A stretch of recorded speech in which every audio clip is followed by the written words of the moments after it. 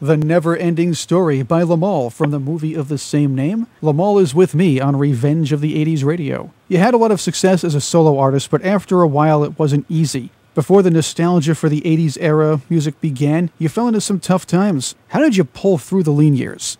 It's a big adjustment mentally. When the early 80s was over and everyone was kind of looking towards the next big thing, the next decade, and the DJs were becoming prominent and almost turning into pop stars, nobody really was interested in the stars from the early 80s. And I just had to, I had to just tell myself that I may never have another hit record, and that part of my life, that period of my life as Limahl, might be over. And I just thought, well, if I'm only going to be happy if I have another hit, I may spend the rest of my life unhappy. So I quickly, dealt with that emotionally. I just thought, got to get on with it. I had a great time for a few years, and a lot of musicians don't even taste a tiny amount of that success. So I just got on with life, as you do. You fall down, you pick yourself up. And after a while, you did find that success again. What brought you back to the spotlight? I had about 3 years off, and I was just kind of, deciding what to do with my life. And I just sort of fell back into the studio as I thought I was going to be a writer and producer of other artists. And I formed a production team with a fellow musician in London. And we worked with some DJs, and we did a remix for Kim Wilde and various other projects. Simon Cowell, we did a remix for Simon Cowell when he was at BMG Records, and I really enjoyed that. I was like the actor that went on to direct, or the footballer that becomes the football coach or the football manager. And I liked the fact that I didn't have the pressure of being in front of the camera. I was behind the camera, if you like. And then in 1997, one of the major record companies released an 80s compilation, the very first 80s compilation, and it went to number one in the charts. And so the record company released a second 80s compilation, and that went to number one, and then various other record companies all jumped on the bandwagon, and suddenly, nightclubs were having 80s nights, and the whole thing really springboarded from that. And then one day I got a call. I was absolutely shocked, that said, we have a gig for Limahl. I was like, the who? So what was it like getting back on stage after all those years? It was scary, I have to say, at first. I think all my performing confidence had gone, and I was in this sort of comfort zone of being away from the spotlight. And I got it back, though, fairly quickly. I mean, the real key is to, if you're going to perform, I think the key is to make sure you've done your homework. Rehearse, work hard on putting something good together. Then you won't be nervous about taking it out there. And, of course, the thing that really helps is you get out there and you suddenly realize that the music that you've created is part of the soundtrack to people's lives. They've got, when you're going back 20 years, 25 years, 30 years, the songs that the music that I created has special memories for people. It was their first lover, their first holiday, or before marriages and divorces and mortgages, and before life gets too serious, that sort of great period from about 16 to 20, 24, where you're really you're doing so many things for the first time. So when you get that kind of feedback from people, and you realize that the songs have a lot more meaning than just the 3.5 minutes of music, that there is a real kind of emotional connection, and then with confidence, that gives you confidence, should I say, about performing it, because you just see those smiles and you realize what the people are feeling. And in recent years, you've been working on and off with the former members of Kajagoogoo. Yes, nobody expected that, least of all me. We did vaguely get together for a VH1 special called, they did a series called Bands Reunited, and on some of the shows there was no reunion at the end. For example, Frankie Goes to Hollywood was one of the episodes where in the end there was no reunion, even though a lot of effort was made and people talked about the fact that it may happen. But on the Kajagoogoo episode, we did reunite. This was around 2005. And then we talked about continuing from there, but it didn't happen. And then in 2008, we finally managed to get it all together. It was very special. I've got so many memories with the guys. I mean, we lived together. I was living with a bass player and his girlfriend for about 18 months when we first met. We were together for about 4 years before we had any success. So, and they were my important years, from the age of 20 to 23. So, it was great to get back together with the guys, and I hope there'll be more.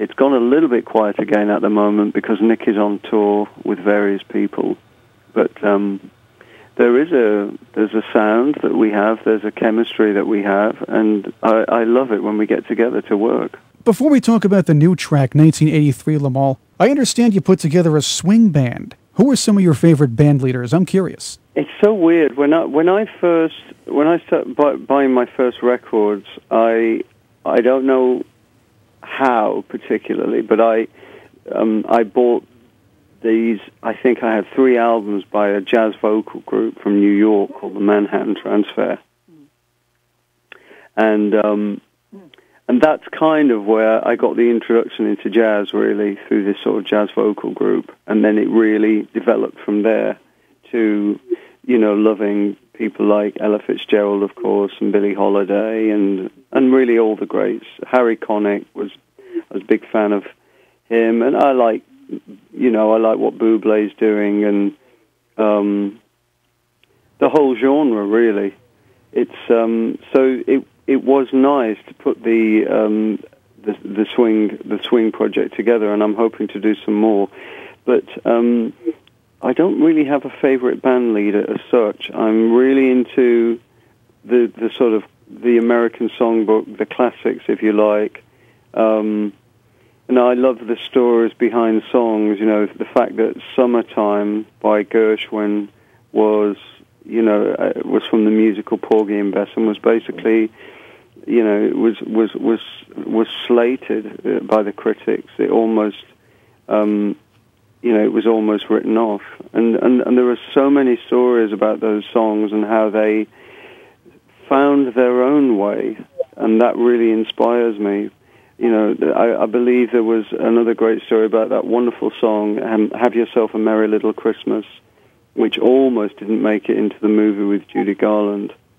And as a songwriter, who's struggled, for anybody who's creative who struggles, these stories are inspiring. When somebody who's very seemingly important in the conglomerate, in the corporate, says thanks but no thanks, and you feel deflated and you go away. In the same way that, for example, J.K. Rowling's Harry Potter was turned down by several major publishers. So you just have to keep the faith, really. And I'm inspired by those stories about those songs, and swing is it was popular at a certain time, and I think it's really got its own niche, and it's still very popular. You can take I liked what Paul Anka did. He took a couple of rock songs and he give them a swing. loved that album, Rock Swings by Paul Anka as well. So I do like swing. It's very interesting to explore that area. Limahl is with me on Revenge of the 80s Radio. Now, Limahl, your new song is 1983. It's already an international smash, but it's about a special year for you. Obviously, that was the year that Too Shy was released. But talk about the track. I did a big 80s event in 2011 in Norway, and when I got back, I performed at an 80s event in Norway, and when I got back to the UK, the DJ that I was working with put me in touch with these small Norwegian record label that wanted to collaborate with me on something, and I said, sure, just send me 32 bars. That's what I tend to do when I get these approaches, and I'll just play around with it, vocally, melodically, lyrically, and throw some ideas back at you, and we'll take it from there. And I don't know why they sent me this synth riff that was, a little bit early 80s, really. And so I was humming along, and I kept thinking about going back in time because of this flavor of the riff that they sent me. So that's really where it all began. And then I needed a year, and of course that was so easy. I had no qualms about picking the year, because as you say, 1983 was such a fun year for me. I was just a boy from a small town in the north of the UK. My family was very poor. Nobody was going to make it in the music business, let alone live in London and travel the world and do all these, wonderful and exciting things. So it was just such a great year, and I just thought, well, that's what I'll put in the song, and then really, we went back and forth on, riff ideas, all with the aid of this fantastic new technology that we didn't have. I mean, when I recorded The Never-Ending Story with Giorgio Moroder, I had to physically fly to Munich.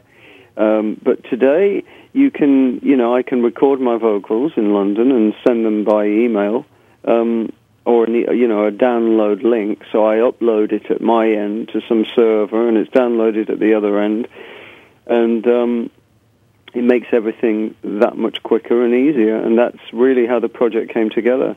So 1983 is it's interesting to see what's going to happen with it. You also wrote after all these years in a blog, Limahl, that you still get excited writing music. How important is that feeling to you when you're creating? And what made you excited about the 1983 song? When I met Kajagoogoo, I think I'd written over 100 songs with other musicians, with other bands, on my own. And you write 100 bad ones before you start stumbling on something decent. It didn't come naturally to me. It was a craft that I had to work hard at, and I'm proud of that craft, really. And even in the years where I was a producer, I was still learning my craft. You never really stop learning, because the whole thing about music is it's so organic. There isn't a bottled formula. You work, you jam around, you stumble on something. That's what really happens. You stumble on something great and you go, "Ooh, that's working," and that's very exciting. And so I still get excited about going into a room, and an hour later I walk out of that room and I've got something brand new that the world has yet to hear. That's literally come from your head or your heart, and that still excites me very, very much. So what are the chances we might be hearing more new music from you in the near future? Oh, there will be more music from me this year.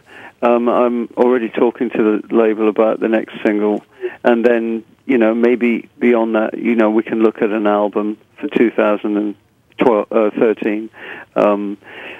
No, I still enjoy doing it, and the weird thing about my new single is when I recorded the vocal and I listened to it back, I said to myself, "Oh, that sounds like Limahl," because in a way, I'm like a soap actor who's been typecast.